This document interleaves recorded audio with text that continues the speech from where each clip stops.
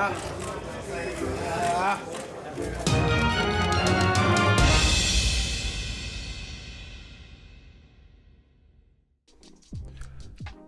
Hearn says the deal is virtually in place for Dillian Whyte, Alexander Povetkin to fight next in the UK. What up, Fight World? It's your boy Ego, and I'm back with some more boxing. Make sure you smash the like button. Also, subscribe to the channel for the latest and greatest in boxing. If you want to become part of the gang, notification gang, please hit the bell icon. Shout out to the Super Chat channel donations, the Venmo donations, the Cash App, and the Patreon family. We working. Sign up for ESPN Plus below using my link. It definitely helps the channel, and I appreciate each and every one of you who have already signed up using my link. Now, Michael Benson, Talk Sport, link in the description. There's a lot going on, and regarding Dillian Whyte, where is it at?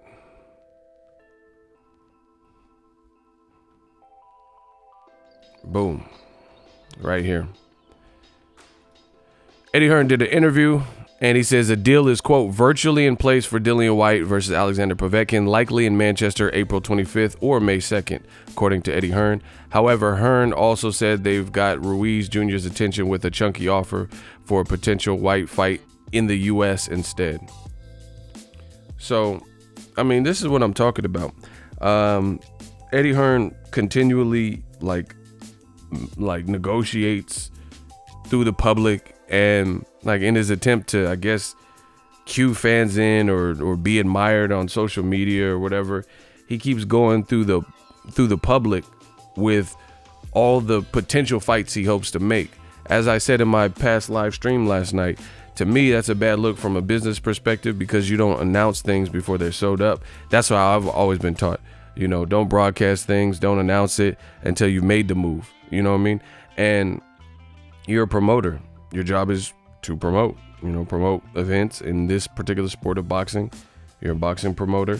So in my opinion, I think it's just a bad look, and it looks like clout chasing, because it looks like the front runner and the more likely candidate is Alexander Povetkin. He's talking about he got Ruiz Jr.'s attention, but then news breaks that Ruiz switched his trainer and he's no longer going to be training. I made a video about that. Subscribe to the channel for the latest and greatest and check that video out. But, you know, he says that he's no longer, Manny Robles came out and said he talked to Ruiz's pops and they're no longer going to be working together as a trainer and fighter duo. So to me, the Ruiz fight sounds less likely. And the funny thing is, like he said, a potential Whyte fight in the U.S. Who wants to see Dillian Whyte in the U.S.? Like he fought in the U.S. once on a Terrence Crawford card, you know? So coming off of the failed drug test, doing this like petty stuff with Wilder, I don't see where you would make that. And beyond that, Ruiz is a PBC fighter. You have no idea what their plans are for him. So to be honest, if I had to take an educated guess, a shot in the dark, I would say Dillian Whyte's likely to fight Povetkin, which is definitely lackluster. So it's extremely weird to me how Eddie Hearn continues to do this and negotiate through the public and keep people updated. It's like he just wants to be on camera or something, where he wants to tell every single move he's making before he makes. That's really, from my experience, especially in this game, you don't want to do that. You don't want competitors to get the drop, know what you're doing. You don't want to, for the fans' sake, because, you know, I care more about the fans than the people in the suits. But new medium. I feel like for the fans' sake, for the people who do want to see Dillian Whyte, like let's say you're a huge Dillian Whyte fan and you want to see him fight Andy Ruiz, even though he's coming off a loss, whatever. You think Ruiz is a great fight for him, you know, it'd probably be a solid action fight, to be honest. But it's weird that Dillian Whyte keeps fighting Joseph Parker coming off a loss. In my opinion, Povetkin is really coming off a loss, because I thought Michael Hunter beat him, but they gave that fight a draw, whatever.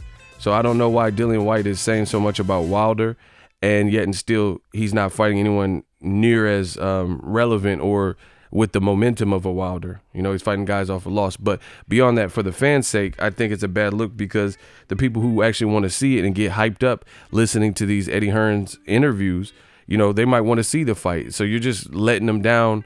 You're letting them down by even mentioning these fights that you can't produce unless you could produce them. So we'll see what Dillian Whyte, mark my words, in my opinion, Dillian Whyte will not fight Andy Ruiz Jr. next. You have my opinion. That's my opinion. I don't think he's going to fight him next. I think he's going to get back into the PBC engine, and they're going to, I guess Ruiz is talking to Teddy Atlas. I might make a video about that, and he's trying to find a trainer. So likely it's going to be another domestic level fight with Povetkin, who's faded glory, you know, like the jeans, and Dillian Whyte's insulting and berating and denigrating Wilder and constantly chastising Wilder. But he said Wilder fighting Luis Ortiz. Why doesn't Dillian Whyte fight Luis Ortiz? That's a better fight than Ruiz or Povetkin. And they have some history, you know, with the Luis Ortiz back and forth. He said he'll come to the UK and stuff.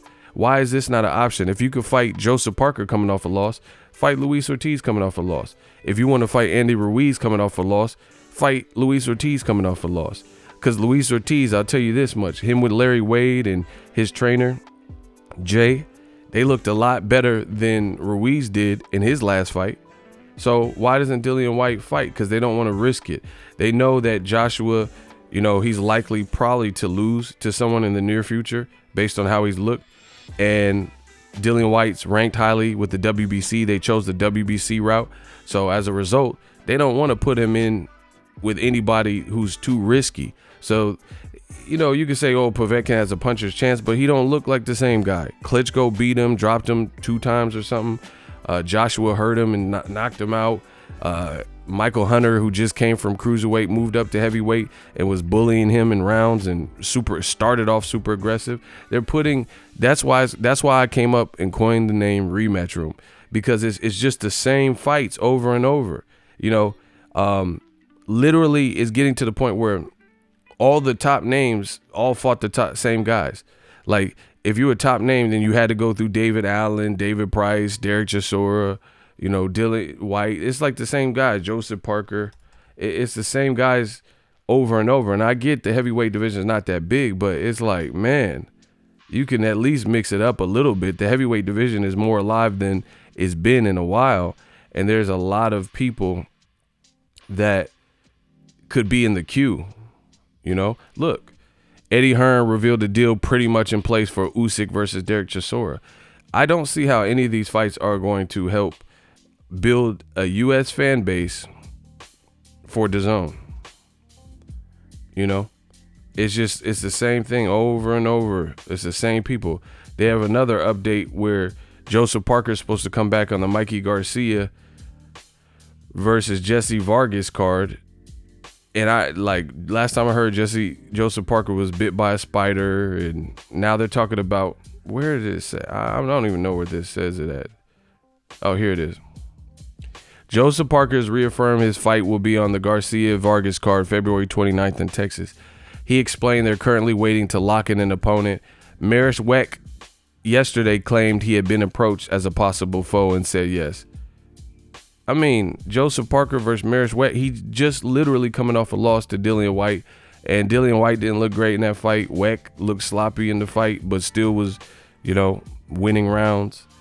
Joseph Parker, that doesn't even seem like a Texas fight. Again, I can't see the vision that DAZN is planning this, as Eddie Hearn says, and I quote, American takeover with domestic level fights like this. You know, versus, I'd rather see Joseph Parker versus Dillian Whyte part 2. Joseph Parker badly hurt Dillian Whyte in the 12th, and then Dillian Whyte hurt Parker and dropped him twice. It was really once, but they counted 2 as knockdowns. But one of them was clean. Why can't we see something like that on the Mikey Garcia, Jesse Vargas? You know, rematch room stuff. If you love what I'm doing, smash the like button. As always, hate, comment, and subscribe. Till next video is Ego. So if you enjoyed this video and want more content like this on the channel, you can show your appreciation by going to the PayPal donate button or the YouTube support button, and you can donate any amount that you feel is equivalent to the value of this video. Much more to come. Thank you guys for your support. Boxing Ego, the future of boxing.